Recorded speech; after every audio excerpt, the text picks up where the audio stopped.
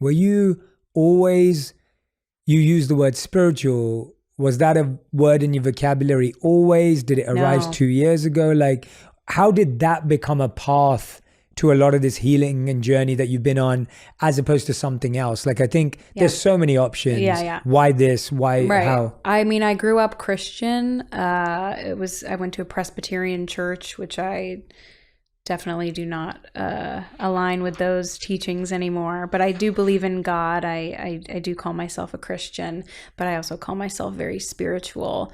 And I think 2 years ago, the lockdown was forcing me to go through this healing journey by myself. And my journey through healing was through spiritual healing and through working with actual healers and energy. And I started to study Reiki, and I'm gonna get my master's. I mean, I'm going to be a Reiki master. Yes. At the end of the summer. That's amazing. Thank you.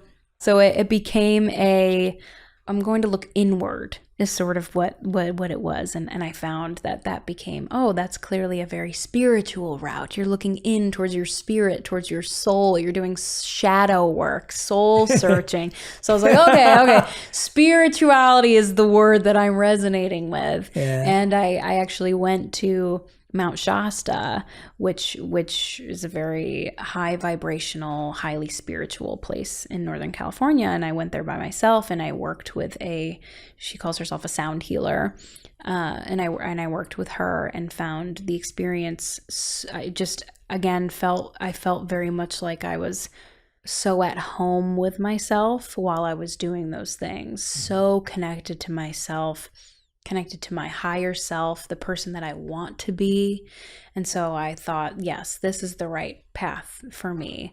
And so kind of ever since then, I've been very into spirituality. And, I've always loved crystals. Everyone loves crystals, but like looking past that into a deeper form of energy healing. And that led me to Reiki, which led me to sound healing and going to sound baths and then meditation. And I took a course and I learned TM, Transcendental Meditation, which wasn't really it didn't super resonate with me. It hasn't stuck with me, but it is something that I tried.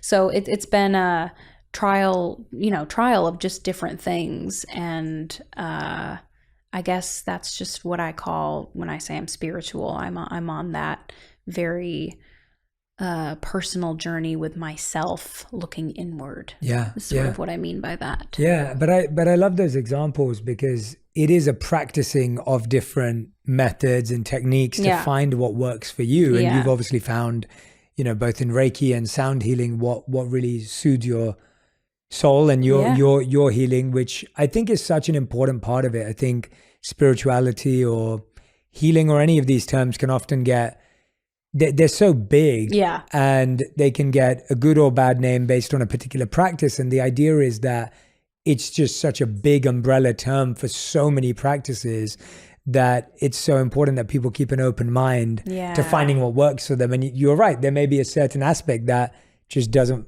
float your boat and doesn't make you feel great, but there's other parts that could reveal it to you, very powerfully. I think when I lived as a monk, we traveled a lot in southern India, where a lot of temples are around 2,000 to 5,000 years old. And I never had been anywhere that old. Like my school was 500 years old that I went to in England. And so that was pretty old. Yeah. But then when you go Mine was like 80 years old. Yeah, exactly. My school is literally 1573, I think was the year it was founded. Oh my gosh. By the Queen in England. Insane. And so our school was pretty old and had this big history. But when I went to these temples that were like 2,000, 5,000 years old, and you see this incredible architecture, it's maintained.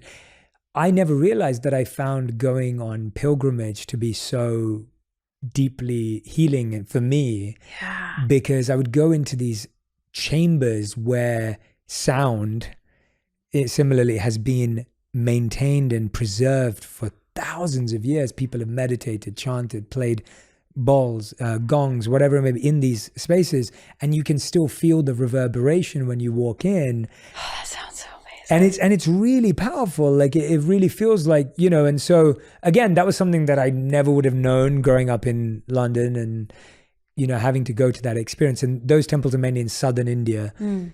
Sounds like I need to go to southern India. Yeah, where you see that like real ancient history of spirituality in southern India. And so those kind of places for me were like things that I never thought I'd discover. And then there's parts that I'm like, yeah, I would never go and do X, Y, Z.